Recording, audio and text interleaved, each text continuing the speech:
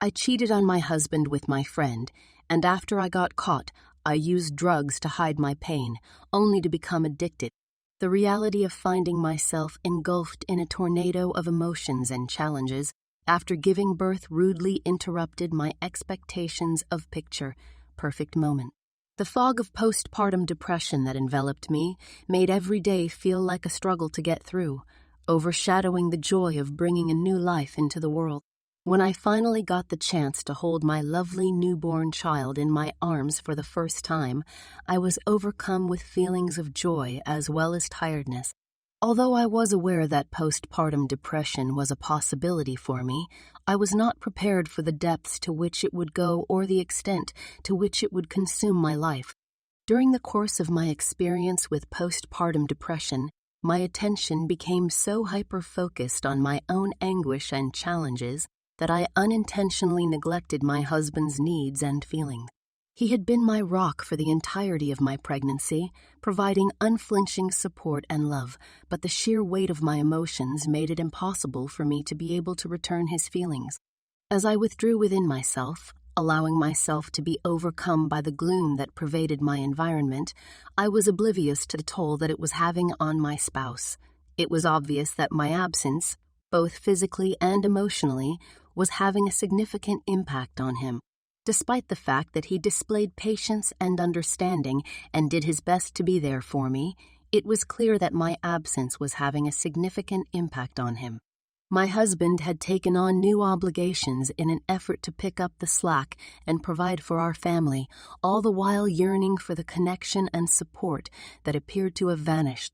I recalled a period when he used to plead for my time, love, and affection. At the time, I was irritated and began to label him as clingy, needy, or whatnot, since I loathed it even when his gaze landed on me. However, over time, his focus began to shift away from me, and it became less important to him that we spend time together. It had become his new normal.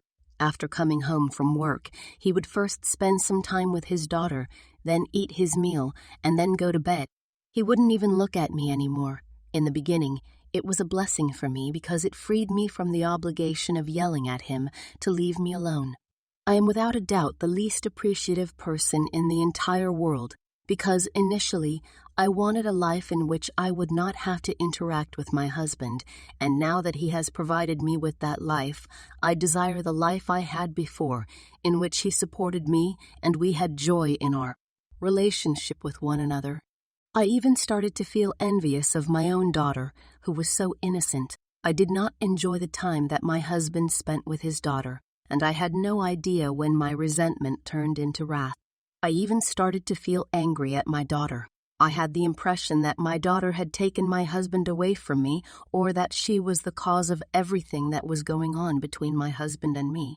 I adjusted her bedtime routine as a result, and now when my husband gets home, I put her to bed before I do. This allows him to come into my room and wait until the time he wants, and it allows me to converse with him in the interim. But my desire for my husband was getting out of hand, so I decided to talk to him rather than play tricks, and one day I did it. He immediately made it clear that he needed some time to think about getting back to our normal life, and I was so stupid that I started thinking that my husband has someone else in his life, and that was the reason he was no longer interested in me. In reality, he actually needed to think because I had humiliated him a lot, and he just wanted to be sure it wouldn't happen again. I was upset because I believed that my husband was having an affair with someone else. I stopped taking care of myself and my daughter. I stopped sleeping. I stopped eating, and I stopped cleaning both myself and my house. As a result, my daughter fell sick. I immediately saw my error and hurried to the hospital to ensure that she had proper care. While I was there, I came across a charming doctor who was quite challenging to ignore. After my daughter was hospitalized for more than a week, my husband came to visit us every day, but did not talk to me.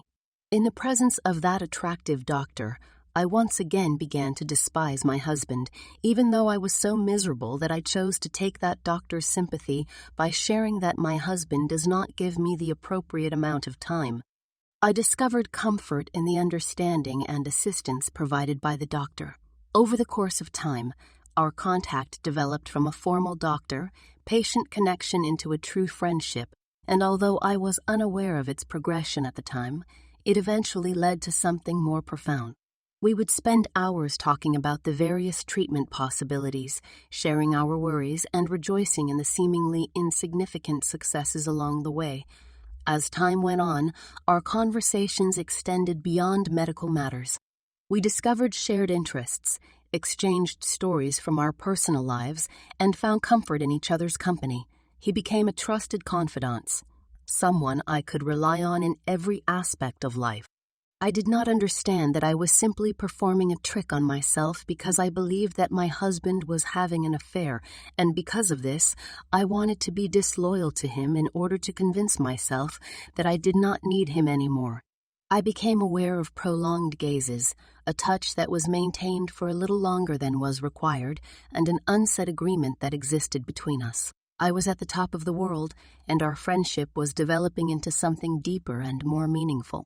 It was the last night of my daughter's stay in the hospital, and the next morning we were scheduled to be discharged as per the doctor's instructions. Because of this, I wanted to do something special for her last night so that he wouldn't forget the feeling of seeing me again. Like every night, we were conversing, and I purposefully chose to wear something more revealing so that he would not be able to stop himself from making a move, and I was giving him all the go, ahead signs to do it. But I thought my plan didn't work, and we were about to say goodbye. All of a sudden, he grabbed my arm, and without saying anything, he kissed me, and then he said he was not sorry for that. And then I kissed him back, and after that, things led us to the point where we didn't want to come back, and I finally had a steamy night with him. I had not the slightest bit of remorse for it, despite the fact that I felt as though it was my birthright to trick my husband. After that hot night, our regular pattern was to get into mayhem once a week, but eventually it increased to twice or even 3 times a week. I was so dumb and foolish that I never gave any thought to his personal life. Thus, I was completely unaware that he was married. I was under the impression that I was in charge of this relationship and that I was the one who had convinced the doctor to sleep with me, but in reality, he was letting me do that because he wanted the same thing. And when he sensed my need, he stepped back and gave me the charge.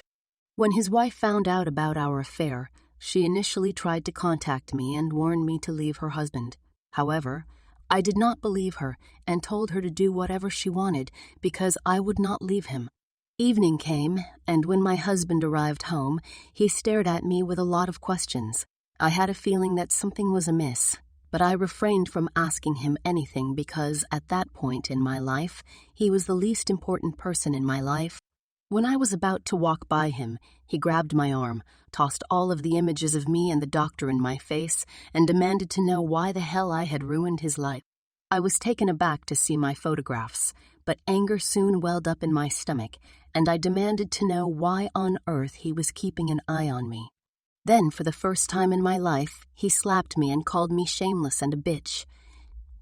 Then I yelled at him that he had no right to raise his hand on me and that he was also having an affair, so why on earth he was getting furious over my affair was beyond me. For a while he was confused, but then he questioned me about his affair and wanted to know who told me about it, and then I informed him that I knew everything and that there was no need for me to leave spies everywhere around him. I was speechless and at a loss for words when he truly requested evidence of his disloyalty. I had no idea what to do or what to say. He made it obvious that he needed time to think about how to move forward in their marriage when I asked him that day about getting back into my life, but now he wanted me to leave the house. When my husband kicked me out of his house that night, it became abundantly evident to me that he had not been cheating on me. I also learned that the doctor in question was, in fact, married, and that his wife had shared our affair with my husband. After that night, the doctor never approached me, and I was all alone in the world. My daughter was taken away from me because the doctor's wife witnessed my extramarital affair, which ultimately led to the dissolution of my marriage to my husband. I was crushed emotionally, and as a result, once again I found solace in doing something that was wrong. I started using drugs in an attempt to dull the pain I was experiencing. I was heartbroken, and the guilt that I felt was consuming me from inside out, so I did not want to be in my senses anymore.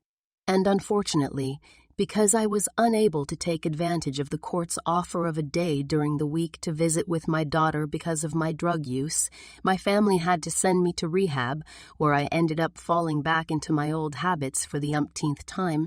This is the punishment I received for purposefully abandoning my husband, mistaking my daughter for an adversary, and then turning to another guy for comfort rather than remaining faithful to my husband.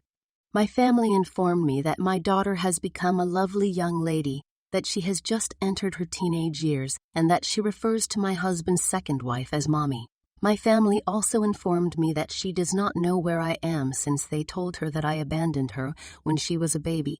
I initially felt it was incredibly stupid of them all to tell her a lie about me, but as time went on, I understood that they had made the right decision. Instead of telling her about my extramarital affair and my drug addiction, they told her that I had fled the country,